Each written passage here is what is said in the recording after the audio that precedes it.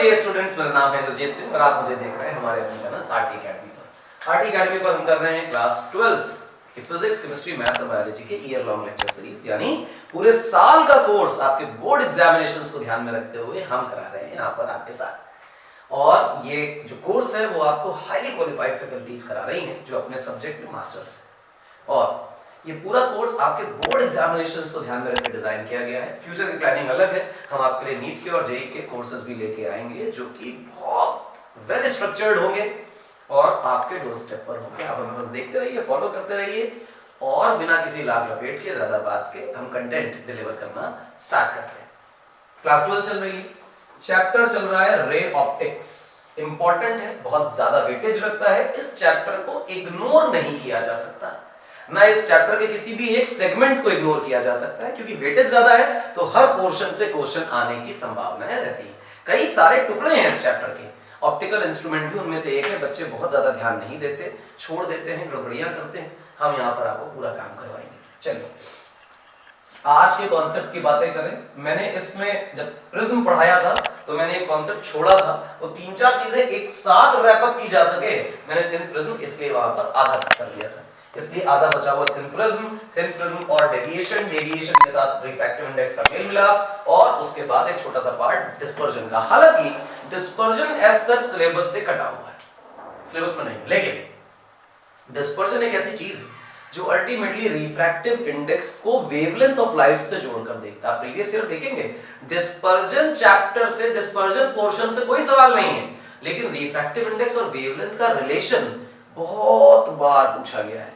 तो जब refractive index और वेवलेंथ का रिलेशन हम पढ़ ही रहे हैं तो क्यों ना हम डिस्पर्जन का टेस्ट लेकर आ जाए कि अगर उस कोने से भी कोई टेढ़ा मेढ़ा घूमता फिरता out of the box question आ जाए तो वो हमारी मुट्ठी से बाहर ना हो, सब कुछ कब्जे में रहे। फिलहाल हम डेविएशन करके आए हैं प्रिज्म का, तो प्रिज्म का डेविएशन देखें। मैं आपको छोटी सी चीजें कराता हूं। प्रिज्म का डेविएशन देखिए बच्चा, हम लोगों ने इस प्रकार से एक प्रिज्म किया था और प्रिज्म का ये एंगल ऑफ रिफ्रैक्शन ए लिया था। इसमें हम कोई इंसिडेंट लाइट डालते हैं और फिर कोई नॉर्मल भी ड्रॉ करना होता है, तो हम यहाँ पर एक नॉर्मल ड्रॉ कर लेते हैं। कॉशियसली नॉर्मल को थोड़ा बड़ा ही ड्रॉ करें ताकि आप ये इंश्योर कर पाए कि दोनों नॉर्मल एक दूसरे को कट करते हुए आपको दिखाई दे। ये एंगल ऑफ इंसिडेंस। ये भी आप पाते हैं कि जो इंसिडेंट रे है वो यहाँ नहीं, थोड़ा आगे जाना चाहती थी लेकिन वो जा नहीं रही है, वो तो मुड़ेगी। रेयर टू डेंसर जा रही है तो टुवर्ड्स द नॉर्मल मुड़ने वाली। अब अगर आप टुवर्ड्स द नॉर्मल किसी रे को मुड़ेंगे तो ऐसा मेरा मानना है कि ये रे क्लॉकवाइज मुड़ जाएगी, थोड़ा सा ऐसे मुड़ेगी, इस तरह से। ये सुंदर लग रहा है। यहां से फिर नॉर्मल ड्रॉ करना चाहिए हमें, और नॉर्मल बच्चा नॉर्मल की ही तरह ड्रॉ करें। आप सेटलमेंट करने के चक्कर में परपेंडिकुलर का कुछ अलग वर्जन ना दे दें। This must be perpendicular. ध्यान दीजिए, जब आप परपेंडिकुलर सही बनाते हैं तो आपका रे डायग्राम ज्यादा एक्यूरेट दिखता है। हालांकि हमें अंदाजे से ही बनाना है, मैं तो आपके सामने स्केल तो यूज कर रहा हूं, लेकिन फिर भी वो लगभग परपेंडिकुलर दिखना चाहिए। Now the ray wants to go this way, सीधा जाना चाहती है, लेकिन फिर से मीडियम बदल दिया तुमने यार। अब प्रिज्म से तुम उसको एयर में लेके आने लग गए, तो ये रे अब तो यहां नहीं रहेगी। पहले ये नॉर्मल था जिसे हम n1 नाम दिया करते थे, और अब ये नॉर्मल है जिसे हम n2 नाम दिया करते हैं। अब इस रे को अवे फ्रॉम द नॉर्मल होना है क्योंकि ये डेंसर मीडियम है और ये रेयर मीडियम। तो अवे फ्रॉम द नॉर्मल बच्चा कैसे मुड़ेगी वो देखो। अवे फ्रॉम द नॉर्मल तो बच्चा ऐसे मुड़ेगी। कहोगे नीचे क्यों मोड़ दिया तुमने? अबे नीचे ही मुड़ेगी भाई, अगर ऊपर गई तो नॉर्मल की तरफ नहीं होगी, इसलिए ये अवे फ्रॉम द नॉर्मल मुड़ के इस तरह से डिस्पर्जन शो करेगी। अब इसमें नॉर्मल से इमर्जेंट रे के बीच का जो एंगल है ये एंगल ऑफ इमर्जेंस ई कहलाता है। ये तो हम कर चुके हैं, बार बार क्यों पढ़ा रहे हैं? रिवीजन इंपॉर्टेंट है। आप देखें नॉर्मल से रिफ्रैक्टेड रे के बीच का एंगल रिफ्रैक्शन का एंगल कहलाता है। इसे हम डिफाइंड सेकंड रिफ्रैक्शन बोलते हैं, लेकिन अल्टीमेटली सेकंड सरफेस के लिए ये R2 इंसिडेंस का एंगल है। जहां रे जा रही थी वहां ना जाकर इतना मुड़ गई, ये डेविएशन है क्लॉकवाइज Δ1। जहां रे जा रही थी वहां ना जाकर उल्टा मुड़ गई Δ2, क्लॉकवाइज ये डेविएशन है, ऐड होने वाले हैं। डेविएशन का सेंस एक ही है इसलिए उसे ऐड करना पड़ेगा, अगर क्लॉकवाइज एंटी क्लॉकवाइज होता तो सब्ट्रैक्ट करना पड़ता। ये आपके पास एक्सटीरियर एंगल दिखाई दे रहा है जिसे हम डेल्टा नेट बोलेंगे। डेल्टा नेट इस सेंस में भी बोल सकते हैं, रे को सीधा जाना था इंसिडेंट, इमर्जेंट यहां जा रही है, टोटल इतना मुड़ गई। ये डेल्टा 2 है, वर्टिकली ऑपोजिट देखे बेटा तो ये डेल्टा 2 मिल रहा है, delta 2 delta 2 delta 2 delta 2। Clear है मेरी बात? अच्छा, यहां से फिर कुछ छोटे मोटे सेटलमेंट करके हमने एक चीज निकाली थी कि I plus E minus A equal to delta. ठीक, ये डायग्राम है और ये डेविएशन का एंगल है जो हमने निकाला था। यहां से कहा था अगर ऐसा हो जाए, इफ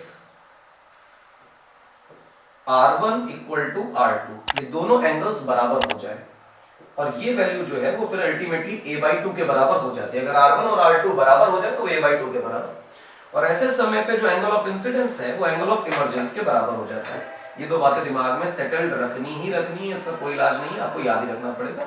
अगर ये कॉन्सेप्ट नहीं आता है तो पीछे लेक्चर है प्रिज्म का, देख लीजिए, पूरी डेरिवेशन कराई। और ऐसे समय में जब ये कंडीशन होल्ड होती है तो जो डेविएशन है वो मिनिमम डेविएशन हो जाता है, यानी डेविएशन की मिनिमम वैल्यू को अचीव कर लेता है। तो जब डेविएशन अपनी मिनिमम वैल्यू को अचीव करेगा तो R1 R2 बराबर होंगे a/2 पे आ जाएंगे और I बराबर क्या हो जाएगा, E।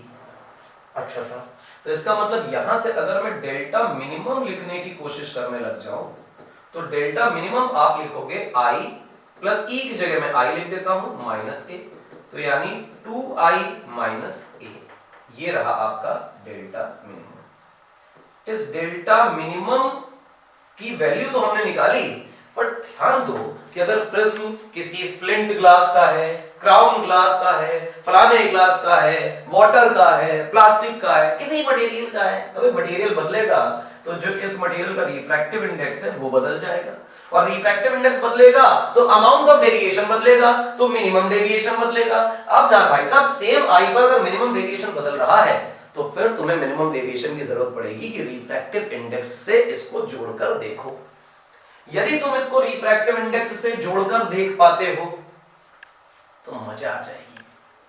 आओ देखो, आज का पहला जो एजेंडा है वो minimum deviation and refractive index का आपस में प्यारा सा संबंध है। तो इस संबंध को क्या कहते हैं? सबसे पहले तो आप डेल्टा मिनिमम का मेरे बच्चों फॉर्मूला लिख लीजिए, और मिनिमम डेविएशन का जो फॉर्मूला है वो है बच्चा 2I माइनस ए, ये फॉर्मूला है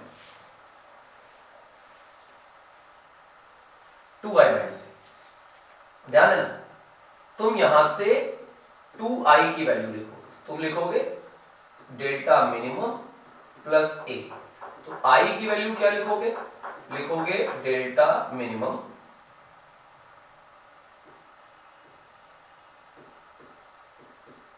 plus A whole divided by 2। ठीक है, ये लिखा तुमने। इसी तरह तुम R की वैल्यू लिखो, रिफ्रैक्शन के एंगल की। जब तुम बेटा रिफ्रैक्शन के एंगल की वैल्यू लिखोगे तो लिखोगे a/2। क्लियर है? क्योंकि R बराबर a/2 अभी पढ़ा, क्योंकि तुम मिनिमम डेविएशन के केस में R बराबर a/2 पढ़ते हो। अब यहां पर क्या करना है? अब यहां पर तुम्हें कुछ खेल खेलना है। क्या?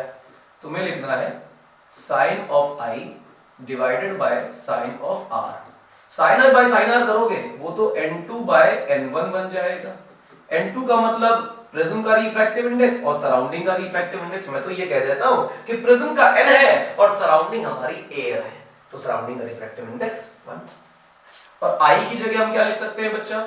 साइन I की जगह हम लिख सकते हैं delta minimum plus a whole divided by 2 upon sine R की जगह क्या लिख सकते हैं बच्चा? a/2, और ये वैल्यू बन गई n की। तो refractive index of the prism is now given as sine of delta minimum plus a whole divided by 2 divided by sine a/2। ये रिफ्रैक्टिव इंडेक्स का सुलझा हुआ स्वरूप है और ये डेल्टा मिनिमम के साथ इसका रिलेशन भी है। सीबीएसई के पीवाईक्यू में देखेंगे तो इस फॉर्मूला पर बेस्ड सिंपल क्वेश्चंस आए हुए हैं। एक क्वेश्चन में जब प्रॉब्लम्स लूंगा इसकी तो उसमें कराऊंगा।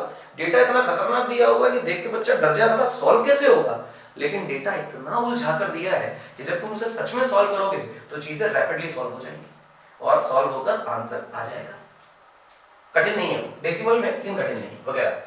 ये जो है बड़ा सस्ता सा वर्जन है। आपको पिछली स्लाइड आनी चाहिए, पुराना कॉन्सेप्ट है जो मैंने अभी आपको दोबारा डायग्राम बना के दिखाया। डायग्राम्स तो आपको याद होने चाहिए, how to draw ray diagrams, और इस रिलेशन का सुंदर सा इस्तेमाल यहाँ किया, रिफ्रैक्टिव इंडेक्स का रिलेशन निकाल दिया। क्लियर है मेरी बात? जवाब है हाँ, बिल्कुल क्लियर। अब इसके बाद क्या? इसके बाद कॉन्सेप्ट आता है मेरे बच्चों थिन प्रिज्म का।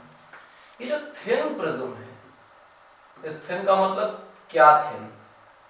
थिन का मतलब ये हुआ कि जो रिफ्रैक्टिंग साइड्स हैं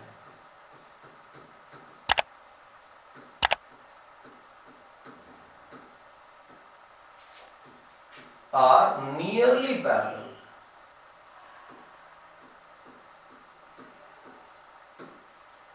ध्यान दे, मैंने लिखा है नियरली पैरेलल। वो पैरेलल हो जाएंगी तो रेक्टेंगुलर ग्लास स्लैब बन जाएगी। हम रेक्टेंगुलर ग्लास स्लैब नहीं बनाने वाले, हम क्या करने वाले हैं, हम चाहते हैं कि नियरली पैरेलल हो जाए। लॉजिक देखना क्या है। तुम्हारे पास एक प्रिज्म है, भैया ऐसा प्रिज्म नहीं है, ऐसा प्रिज्म है। ये विशालकाय प्रिज्म जिसका रिफ्रैक्शन का एंगल ऐसे ए लिया था, क्योंकि फर्स्ट और ये सेकंड सरफेस को ही तुमने रिफ्रैक्टिंग सरफेसेस बनाया था, यहीं से रिफ्रैक्शन कराने वाले थे। तुम इसमें बदतमीजी कर दो और प्रिज्म को महापतला एकदम कबाड़ी बना दो, इस तरह से बहुत ही पतला, तो तुम ये पाओगे कि जो इसमें रिफ्रैक्शन का एंगल तुमने बना रखा है ये बहुत छोटा हो गया। हम कहेंगे दिस इज टू स्मॉल। और जब दुनिया में ये टू स्मॉल हो जाएगा तो कोई पूछेगा कि how much small is too small, तो तुम कहोगे 0 to 6 डिग्रीज। हम स्मॉल एंगल अप्रोक्सीमेशन, ज्यादातर किताबों में लिखा रहता है कि 0 to 6 डिग्रीज के बीच में आप स्मॉल एंगल अप्रोक्सीमेशन लें, इसके बाद आप स्मॉल एंगल अप्रोक्सीमेशन को अवॉइड करें। यानी एंगल ए अगर 0 से 6 डिग्री का है तो आप उसे कहने लग जाएंगे कि ये प्रिज्म हमारा कौन सा प्रिज्म है बेटा? Thin prism. अब बात ये है कि इतना पतला प्रिज्म जो बनाया तुमने वो थिन प्रिज्म कहला रहा है, पर रे डायग्राम में अगर तुम भाई साहब इतना पतला बना दोगे तो तुम रे दिखाओगे कैसे? तो हम इसको बहुत सस्ते वर्जन में थिन प्रिज्म को ऐसा दिखाते हैं। ठीक,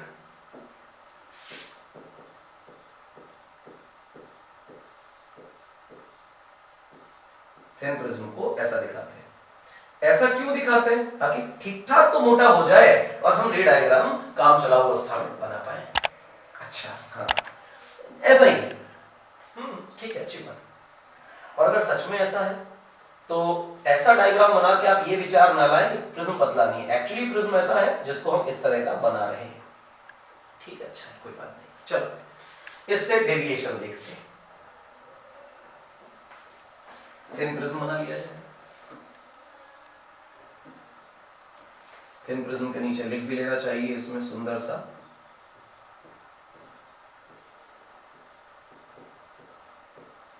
थिन प्रिज्म।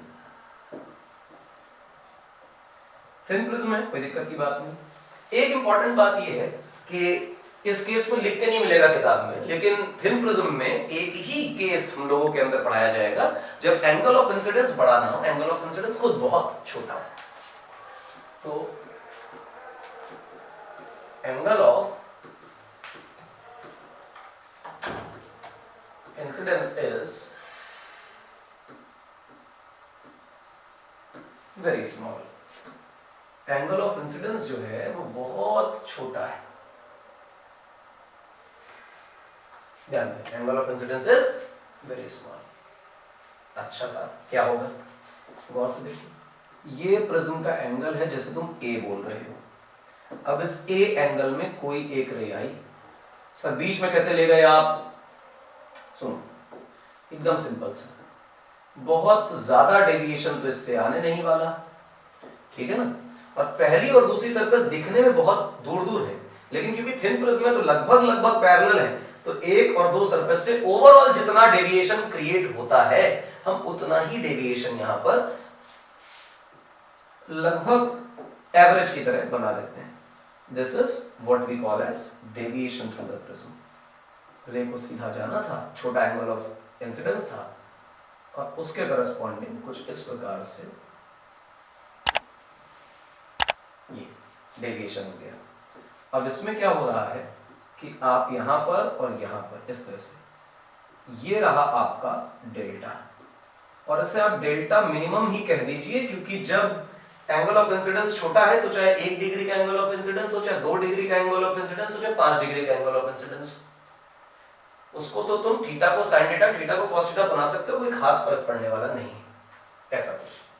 जरा 2 स्लाइड पीछे चलो और रिफ्रैक्टिव इंडेक्स के साथ इसका संबंध देखो, delta minimum plus a by 2, इस तरह का कुछ। अपने पे आते हैं, तो what we call as refractive index, तो ये बन जाएगा sine i divided by sine r। तुमने कह दिया है कि एंगल ऑफ इंसिडेंस खुद बहुत छोटा है, क्योंकि एंगल ऑफ इंसिडेंस बहुत छोटा है इस वजह से साइन i जो है वो लगभग बराबर लिखा जा सकता है i के, और r लिखा जा सकता है, साइन r लिखा जा सकता है r के बराबर, क्योंकि एंगल ऑफ इंसिडेंस छोटा ही बोल दिया है तुमने। तो this becomes nearly equal to i upon r। और फिर तुम ये भी जानते हो कि i की वैल्यू मिनिमम डेविएशन के केस में तुमने निकाली है डेल्टा मिनिमम प्लस, अगर तुम पीछे देखो 2 स्लाइड पहले तुमने एक फॉर्मूला लिखा हुआ है, ये delta minimum plus a divided by sine a by 2, तो delta minimum plus a divided by 2 whole upon a by 2, तो 2 से 2 कैंसिल, और फिर तुम्हारे पास यहाँ पे आंसर आया delta minimum plus a divided bye again a। ये रहा आपका रिफ्रैक्टिव इंडेक्स का रिश्ता डेल्टा मिनिमम के साथ, जबकि आप थिन प्रिज्म पे काम कर रहे हैं, और ना सिर्फ थिन प्रिज्म पे काम कर रहे हैं बल्कि ये भी इंश्योर किया हुआ है कि एंगल ऑफ इंसिडेंस जो है वो छोटा ही रहे। इंपॉर्टेंट बात बेटा क्या है कि ये एंगल ऑफ इंसिडेंस छोटा है, ये आपकी किताबें बताती नहीं है, तो इसका मतलब आपको लिख के नहीं मिलेगा। अंडरस्टूड है कि जब भी थिन प्रिज्म की बात हो तो फिर यही फॉर्मूला लगेगा, क्योंकि जो अदर केसेस है वो बात नहीं की गई होगी। अच्छा, नहीं की गई तो बहुत ही अच्छा। किसकी बातें की गई? अब देखो बताते हैं किसकी बातें की गई, बताते हैं। Delta minimum plus a must be equal to, जो मैंने 2 क्यों लिख दिया है, वहां तो a है, तो this is a। Delta minimum plus a is n times a, तो what is delta minimum? Delta minimum is na minus a, तो व्हाट इज डेल्टा मिनिमम? तो तुम इनमें से बेटा n माइनस 1 इंटू a बना सकते हो इससे डेल्टा मिनिमम। ये रहा आपका सात्विक क्वेश्चन, सुंदर अच्छा प्यारा, और ये इतना इंपॉर्टेंट है कि बिलीव मी, इससे सस्ता, इससे बढ़िया कोई फॉर्मूला हो नहीं सकता, जो छोटा भी है, याद भी आसानी से हो जाए और पेपर में ज्यादातर सवाल यहीं से आए। प्रिज्म से आने वाले न्यूमेरिकल्स में 80% न्यूमेरिकल्स भैया इस कॉन्सेप्ट से बनेंगे, इसे भूलना नहीं है बच्चों। यही वो कॉन्सेप्ट है जो एक्चुअली आपको वो न्यूमेरिकल्स बनाकर देगा जो प्रिज्म से आने वाले हैं। प्रिज्म से ज्यादातर सवाल थिन प्रिज्म पे आएंगे, आप प्रीवियस ईयर लगाइएगा तो आपको मालूम चलेगी मेरी बात, इसलिए इस कॉन्सेप्ट को भूलना नहीं है। अच्छा साहब, और बातें करते हैं। अगला टॉपिक जो आज का एजेंडा है वो है refractive index and wavelength. Refractive index और वेवलेंथ के बीच में क्या रिश्ता है? बहुत सारे फॉर्मूलाज हैं, कॉची साहब का फॉर्मूला है, रेले का फॉर्मूला है, पता नहीं कौन कौन से फॉर्मूलाज में गिवन है। मुख्य मुद्दा जो है वो ऐसा है कि फॉर विजिबल लाइट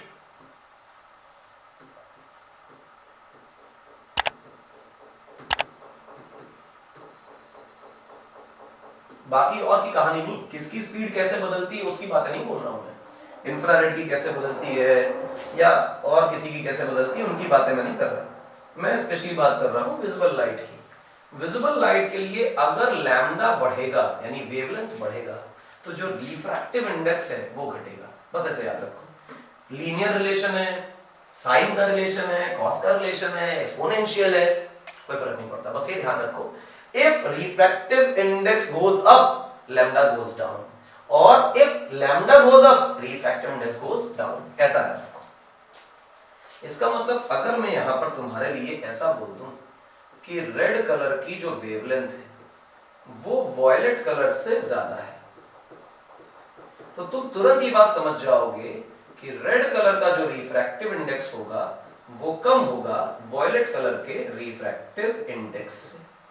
तो रिफ्रैक्टिव इंडेक्स किसका कम किसका ज्यादा, ये कैसे अंदाजा लगाओगे, जिसका वेवलेंथ कम या ज्यादा है। अब तुम्हारे पास कुछ छोटी छोटी चीजें रहती हैं, जैसे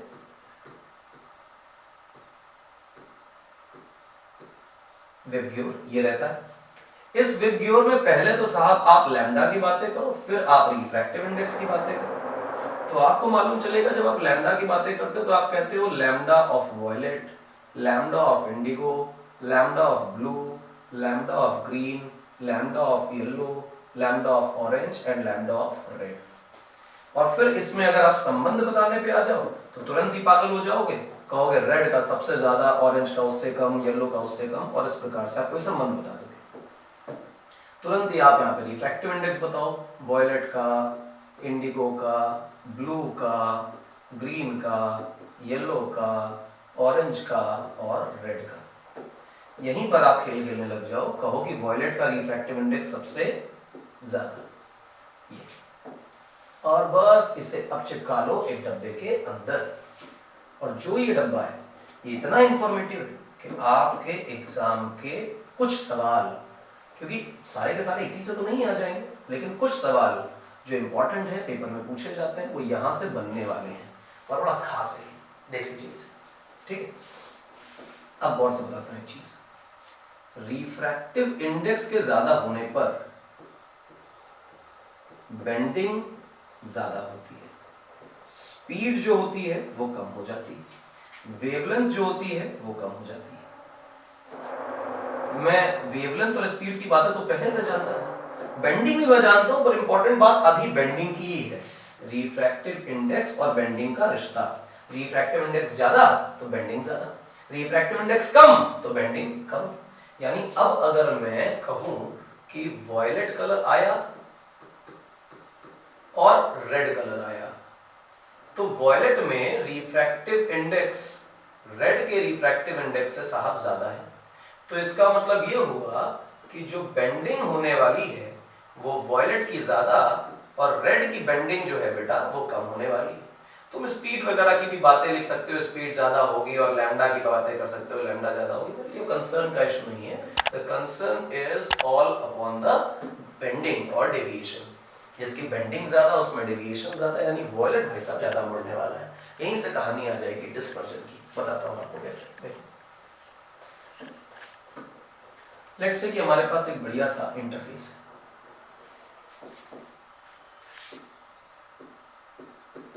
अब रेयरर टू डेंसर या डेंसर टू रेयरर कैसा भी ट्रांसमिशन हो सकता है। फॉर इंस्टेंस हम ऊपर वाले मीडियम को रेयरर कंसीडर कर लेते हैं और नीचे वाले मीडियम को डेंसर कंसीडर कर लेते हैं, और फिर ऊपर से साफ हम एक रे भेजते हैं और हम कहते हैं कि ये पॉलीक्रोमैटिक रे है।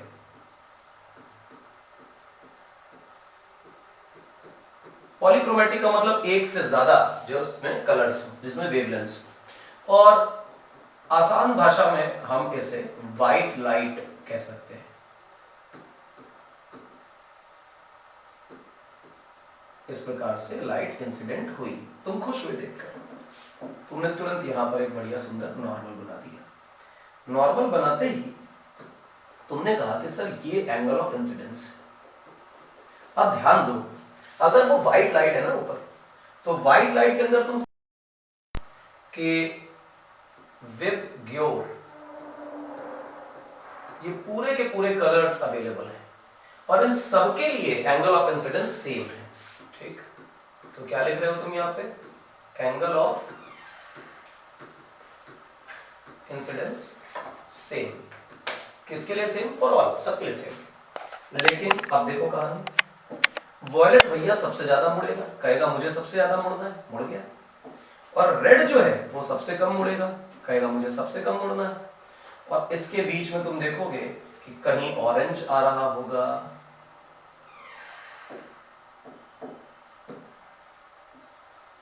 इस तरह से कहीं ऑरेंज आएगा, ठीक। फिर कहीं येलो भी आना है, येलो कलर मेरे पास अवेलेबल नहीं है, थोड़ा सा ये वाला येलो, इसी से काम चलाओ भाई, ये इससे काम चलाओ, ये येलो कलर आ गया। येलो के बाद आप देखोगे कि ग्रीन कलर से भी बातें करनी चाहिए हम लोगों को, ग्रीन कलर भी आ गया, ये ग्रीन कलर है। इसके बाद आप देखोगे कि ग्रीन के बाद ब्लू कलर आएगा, तो ब्लू कलर भी आ जाएगा।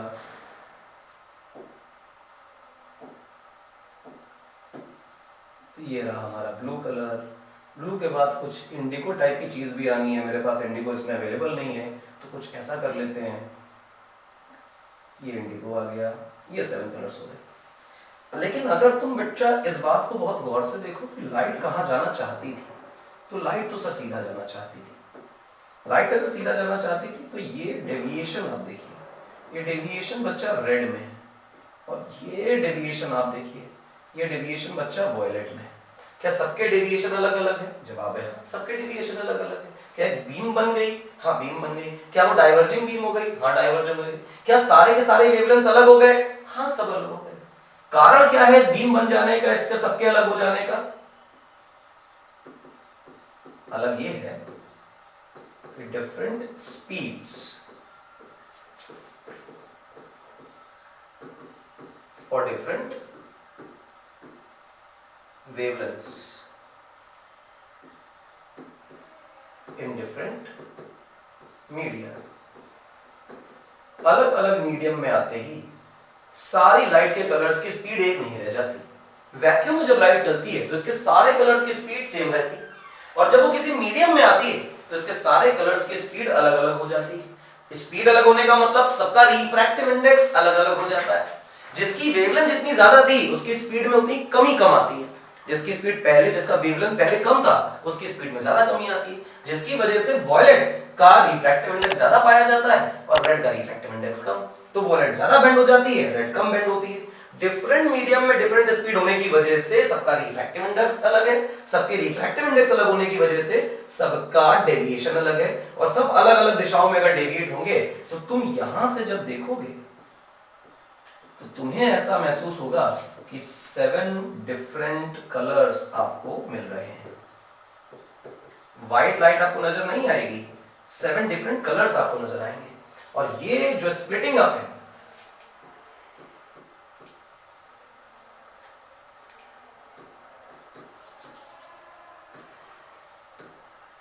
कौन सी लाइट की? व्हाइट लाइट की। ये हिस्सा जो है ना, ये खूबसूरत सा फिनोमेना, ये कहला रहा है आपका डिस्पर्जन। क्या कहला रहा है? ये डिस्पर्जन कहला रहा है। इंपॉर्टेंट है, दिमाग में रखें। Splitting up of white light into its constituent colours is called as dispersion. Constituent colours में टूट जाने से ज्यादा इंपॉर्टेंट ये है कि ये कॉन्स्टिट्यूएंट कलर में टूटे तो पर एक दूसरे से डाइवर्ज होता हुआ नजर आए। अगर ये एक दूसरे से डाइवर्ज होता नजर नहीं आया या कन्वर्ज होता नजर नहीं आया, मतलब बीम पैरेलल चली, तो डिस्पर्जन नहीं कहलाता। हमारा ब्रेन इस तरह से ट्रेंड है कि अगर जो लाइट आ रही है वो सब पैरेलल बीम की तरह आ रही है तो हमारा ब्रेन उसे एक साथ ही परसीव करता है, मिलजुल के वो व्हाइट लाइट में कन्वर्ट हो जाता है। तो इस वजह से डिस्पर्जन की कहानी ये है, स्प्लिटिंग तो हो, साथ ही साथ ये सब डाइवर्ज भी करने चाहिए। अब साथ डाइवर्ज करते हैं, डाइवर्ज कर गए तो डिस्पर्जन की कहानी हम लोगों ने करी। डिस्पर्जन तो बता ही दिया आप लोगों को। डिस्पर्जन बच्चा प्रिज्म में बता देते हैं, एक इंपॉर्टेंट टॉपिक बचा है, वो है डिस्पर्जन एंड प्रिज्म। तो प्रिज्म बच्चा लिख रहा है। अब प्रिज्म में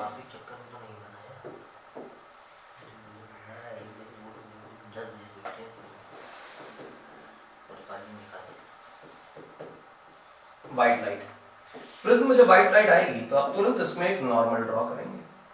जब बेटा आप इसमें एक बढ़िया नॉर्मल ड्रॉ करेंगे तो नॉर्मल टाइप दिखने लगे, तो आप पाएंगे कि सारे कलर्स की जो स्पीड है वो मीडियम में बदल जाएगी, तो बेंडिंग सबका अलग अलग हो जाएगा। तो रेड को अगर आप देखेंगे तो रेड कम बेंड करेगी, रेड यहाँ आ जाएगी। वॉयलेट ज्यादा बेंड करेगी, तो सर जो वॉयलेट है वो यहाँ आ जाएगी। और आप पाएंगे इसके बाद जो रेड है वो निकल गया आगे, और जो वॉयलेट है वो निकल गया पीछे।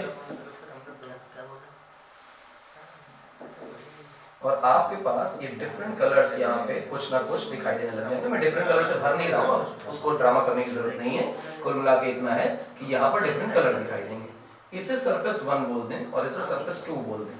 और फिर मैं कहूँ कि डिस्पर्जन कहाँ हुआ, तो ध्यान देना बच्चों के मन में बड़ी भ्रांति रहती है कि डिस्पर्जन कहाँ हुआ। डिस्पर्जन बेटा सरफेस 1 पर हुआ। लेकिन अगर तुम सरफेस 2 की बातें करो तो सरफेस 2 पर किसी प्रकार का कोई डिस्पर्जन नहीं हो रहा। इंपॉर्टेंट बात यह है कि व्हाइट लाइट आ रही है सरफेस 1 पर और वहां स्प्लिट हो रही है। सेकंड सरफेस पे कोई व्हाइट लाइट नहीं आ रही, स्प्लिटेड लाइट है, पहले से वेवलेंथ्स अलग-अलग स्पॉट पर गिर रही हैं, तो सेकंड सरफेस पे किसी तरह का कोई डिस्पर्जन नहीं है। इस तरह का सवाल सीबीएसई के पीवाईक्यू में आपको मिलेगा कि किस सरफेस पर डिस्पर्जन हो रहा है। तो सरफेस 1 पर डिस्पर्जन है, सरफेस 2 पर सिंपल रिफ्रैक्शन है। तो अगर तुमसे पूछा जाए कि रिफ्रैक्शन कहां हो रहा है और फिर यह पूछा जाए कि डिस्पर्जन कहां हो रहा है, तो आप रिफ्रैक्शन सरफेस 1 पर बोलेंगे और सरफेस 2 पर, रिफ्रैक्शन सरफेस 1 सरफेस 2 दोनों पर हो रहा है, डिस्पर्जन सरफेस 1 पर हो रहा है और सरफेस 2 पर नहीं हो रहा। इसमें भी कंफ्यूजन रहता है कि फर्स्ट सरफेस पे हम लोग बता देते हैं कि जब डिस्पर्जन हो रहा है तो रिफ्रैक्शन क्यों नहीं हो रहा, या रिफ्रैक्शन क्यों हो रहा है। भैया डिस्पर्जन का मतलब स्प्लिट हो जाना, स्प्लिट रिफ्रैक्शन होने के बाद ही हुई है। तो फर्स्ट सरफेस पे रिफ्रैक्शन हो रहा है, रिफ्रैक्शन की वजह से डिस्पर्जन दिखाई दे रहा है, और सेकंड सरफेस पे रिफ्रैक्शन हो रहा है पर डिस्पर्जन दिखाई नहीं दे रहा। आप देखेंगे वॉयलेट सबसे नीचे, रेड सबसे ऊपर। इस वजह से हम लोग ये भी याद रखते हैं कि विबग्योर का जो सीक्वेंस है वो नीचे से ऊपर की तरफ होता है प्रिज्म। ये है डिस्पर्जन, सिंपल सी चीज। इससे ज्यादा ये क्वालिटेटिव एनालिसिस है, क्वांटिटेटिव एनालिसिस कोर्स में नहीं है, इसलिए हम उस पे जाएंगे भी नहीं। इसका सिंपल सा फार्मूला भी होता है, नॉट गोइंग इनटू इट। चाहो तो एक सिंपल सा फार्मूला है पीछे डिस्पर्जन के, जो मैंने यहाँ पे किया भी था। ये जो एंगल बना हुआ है ना इस बीम का थीटा, कितने एंगल से बीम डाइवर्ज हो रही है, तो तुम ऐसा बोल सकते हो कि angle of divergence of beam, beam के डाइवर्ज होने का जो एंगल है इसे हम लोग कहा करते हैं एंगल ऑफ डिस्पर्जन। क्या कहा करते हैं बेटा, एंगल ऑफ डिस्पर्जन। अब ये एंगल ऑफ डिस्पर्जन को अगर तुम देखने की कोशिश करो तो कोई बच्चा सिंपल ज्योमेट्री से बता देगा कि ये delta violet minus delta red के बराबर है। ये एंगल ऑफ डिस्पर्जन कहलाता है, जिसे हम थीटा से डिनोट कर रहे हैं। तो एंगल ऑफ डिस्पर्जन ये हो गया। इसके अलावा एक चीज होती है, इसको बोलते हैं power of dispersion. Power of dispersion, power of dispersion का मतलब है delta violet minus delta red upon delta yellow. Delta yellow है, इसे हम मीन डेविएशन कहते हैं। मीन डेविएशन का मतलब कितना एवरेज डेविएशन आया, मिनिमम और मैक्सिमम का जो एवरेज बनता है वो मीन डेविएशन कहलाता है। और मीन डेविएशन से अगर एंगल ऑफ डिस्पर्जन को डिवाइड करते हैं तो हम पाते हैं डिस्पर्जन का पावर, यानी पावर ऑफ डिस्पर्जन। लॉजिक इसको पढ़ने का बिल्कुल नहीं है, क्योंकि ये चीजें कोर्स में पूछी नहीं जाएंगी, स्ट्रिक्टली कटी हुई है। क्वालिटेटिव एनालिसिस की क्या होता है वो पता होना चाहिए। हालांकि मैंने आपको थीटा और ओमेगा के बारे में भी जानकारी दे दी। पावर शब्द लिखा होने से आप इससे ये मतलब ना निकालें कि इसमें कोई यूनिट होगी, इसकी कोई यूनिट नहीं है, नो यूनिट एट ऑल। हाँ, एक बात सच है कि अगर आप इसको थिन प्रिज्म से सोचेंगे, थिन प्रिज्म से इसके बारे में विचार करेंगे, तो थिन प्रिज्म के केस में आपको दिखाई देगा, लिख देता हूं आपके लिए। थिन प्रिज्म में जब आप डेविएशन लिख रहे थे डेल्टा मिनिमम, तो आप लिख रहे थे n-1 इंटू a, इस तरह की चीज लिख रहे थे। तो डेविएशन भाई साहब आप वॉयलेट का लिखेंगे तो आप लिखेंगे n वॉयलेट -1 इंटू a, और जब आप बेटा रेड का डेविएशन लिखेंगे तो लिखेंगे n रेड -1 इंटू a, और आप येलो का लिखेंगे तो आप लिखेंगे n येलो -1 इंटू a। अब जब भी आप डिस्पर्सिव पावर लिखने की कोशिश करेंगे तो लिखेंगे delta violet minus delta red upon delta yellow. पर ये स्टोरी अगर आपने थिन प्रिज्म पे अप्लाई कर दी तो थिन प्रिज्म के लिए आप लिखेंगे nV-1 into a minus nR-1 into a divided bye n yellow -1 into a। साहब a कॉमन लेके काट दीजिए, nV-1 minus nR+1 divided by ny-1, 1 से 1 कैंसिल हुआ बेटा आपका। 1 से 1 कैंसिल होने के बाद आपके यहां पर रहता है ओमेगा की value NV minus NR divided by N yellow minus 1। एक ये फॉर्मूला है जो किसी जमाने में पूछा जाता था, अब ये भी नहीं पूछा जाता। कारण क्या है, सिलेबस से इसको बाहर कर दिया गया। लेकिन जितने फॉर्मूलाज हो सकते हैं, 3 फॉर्मूला इसके होते हैं जो मेंस लेवल तक आते हैं, वो सारे मैंने करा दिए। क्वालिटेटिव एनालिसिस पे ध्यान दीजिए, क्वांटिटेटिव एनालिसिस पे डिस्पर्जन को छोड़ दीजिए, बाकी सारी चीजें काम की। तो ये प्रिज्म के हवाले से या फिर जितना भी रे ऑप्टिक्स पढ़ना है, काम कंप्लीट होता है। इसके बाद हम ऑप्टिकल इंस्ट्रूमेंट पे जंप करेंगे और वहां से 4 नंबर के क्वेश्चंस बनने ही बनने तय है। फिलहाल आज के लेक्चर को कंप्लीट करते हैं, कंक्लूड करते हैं और थैंक्स फॉर वॉचिंग अगेन। पूरे साल का कोर्स देखिए हमारे साथ, करिए हमारे साथ। जो यहाँ पढ़ाया जाएगा वही आपके पेपर में आएगा। मिलेंगे अगले लेक्चर में। सब्सक्राइब कर लीजिए, शेयर करिए। बोर्ड सिलेबस कर रहे हैं, बहुत सारे क्वेश्चन की सीरीज आपके सामने आनी बाकी है जिसमें हम प्रीवियस ईयर क्वेश्चंस लगा रहे होंगे आपके साथ। मिलेंगे नेक्स्ट लेक्चर में। Till then thank you.